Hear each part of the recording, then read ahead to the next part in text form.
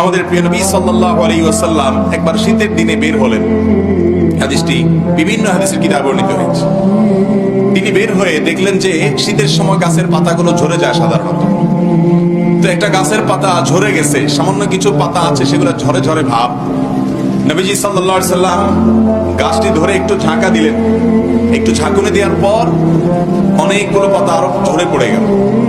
তখন তিনি সাহাবীদেরকে, উপস্থিত যারা ছিলেন তাদেরকে বললেন, শীতের মৌসুম আসলে গাছের পাতাগুলো ঝরে যায়, আর এই যে আমি নাড়া দিলাম, দেখো অনেকগুলো পাতা ঝরে পড়ে গেল।